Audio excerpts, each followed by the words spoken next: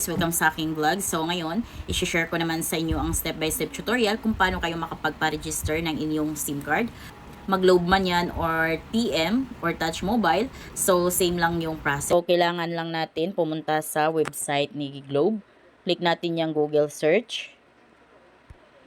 Dito sa may search, i-search lang natin yung Globe SIM registration. Then lalabas na agad yung ganito. So, dapat ganito siya guys, simreg.globe.com.ph. Click natin yan. Then, dito, click continue. Then, lagay lang natin yung cellphone number ng ating bagong Globe SIM card. Kailangan naka-insert na yung SIM card sa inyong cellphone. Then, dito sa may box, click lang natin yan. Pag may check na, okay na yan, click nyo na itong request PIN. Ngayon, maghintay tayo ng PIN number or OTP code na iti-text ni Globe sa ating SIM card. 533. Then, click continue. So guys, kung kayo ay under 18 years old, so yung parents ninyo or guardian yung mag-register. So, hindi pwede kayo. Then, if your mobile number is owned by business or enterprise, please contact your authorized representative to register your SIM. Then make sure you have one valid and active government-issued ID with a picture of your face. Ngayon, ito yung mga sample na mga ID na tinatanggap dito. Ngayon, click continue. Dito sa registration type, click lang natin to.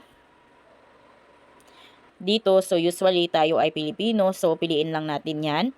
Pero kung halimbawa kayo ay authorized representative, ito sa inyo. Kung parents naman, then yung SIM card is for your minor, so ito naman piliin ninyo. Pero kung kayo legal age na, adult, and Pilipino, ito yung pipiliin natin. Click natin yan. Click continue. Next is provide your ID and selfie. Then dito, please ensure the document follows these guidelines. So, makikita nyo dito guys, ito yung mga sample nila na mga hindi pwedeng gawin ninyo pag mag-register kayo ng SIM card. Kailangan walang nakaharang na kamay sa ID. Kadalasan pag nagpicture tayo ng ID natin, hinahawakan natin, so bawal yun.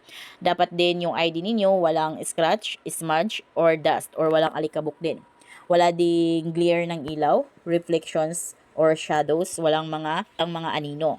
Then, well-lit subject. So, maayos or nakikita yung mukha ninyo. Clear and legible text. Then, sa ID ninyo, dapat lahat ng details is nababasa pa. Then, kailangan good contrast and brightness. Dapat din naka-sharp focus ang mga details. Then, last is, please do not refresh the page. Click the button or close the window during registration. Ngayon, click na natin tong scan with camera. Click OK.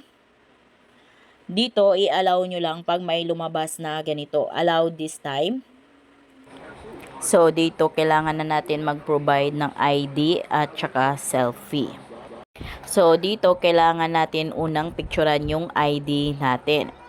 So, malalaman nyo lang na successful yung pag-picture ninyo pag may naka-color green na check na nakalagay document analysis succeeded. So, kung walang nakalagay na ganyan, ibig sabihin, hindi pwede yung pagka-picture nyo ng ID ninyo. Dahil nga bawal yung may ilaw, or may reflection, or may anino. So, kailangan may naka-color green na check, ibig sabihin, okay na.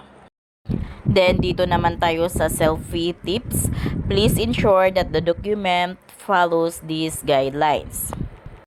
Dito naman sa selfie, so basahin nyo na lang kung anong nakalagay sa screen. Halimbawa, sinasabi dyan is move back.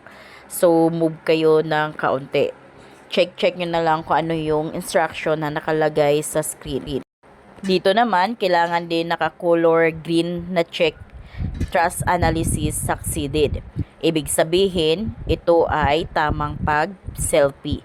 So, tama yung selfie ninyo, tama yung picture ninyo. So, makapag-proceed na tayo.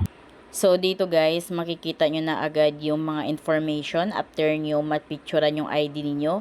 Automatic malagay na dito yung inyong personal information. Kaya dito, ang i-fill out nyo na lang is is yung inyong address. So, lagay natin. Kung halimbawa naman guys, kung wala kayong unit number or building name, so ang ilagay nyo na lang is not applicable. Then, next is the street, village, or subdivision. So, hindi lahat ng tao is nakatira sa village or subdivision. Kung kaya pwede natin yan i-skip. Take note guys na pag once na may nakalagay na asterisk, so ibig sabihin required or kailangan yung fill upan yan. Hindi pwedeng hindi lagyan. Ngayon, dito sa province or state, so halimbawa Rizal, ayan. Next is city. Next is the city, so halimbawa Taytay, ayan. Pag nag-freeze siya guys or parang hindi siya mapindot, so ang gagawin nyo, hintayin nyo lang. Ayan, mapindot na agad siya after mga ilang. So, sa akin, San Juan, ayan.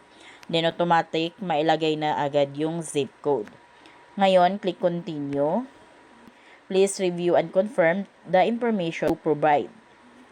So, dito, bago kayo mag-confirm, so, check nyo muna kung tama ba yung mga information na nailagay ninyo. Pag may mali, click nyo lang tong edit. Pag tama naman, click nyo na tong sa pinakababa, yung continue. Then, dito sa may box, click nyo lang yan. Pag may check na, okay na yan, click I confirm this statement. Ayan, we're processing your SIM registration na. Ayan guys, your SIM is now registered. So, magsisend sila ng text sa inyo for the registration confirmation. So, ito yung reference number natin. Ayan. So, screenshot nyo na lang yung inyong reference code kung gusto nyo may reference number kayo.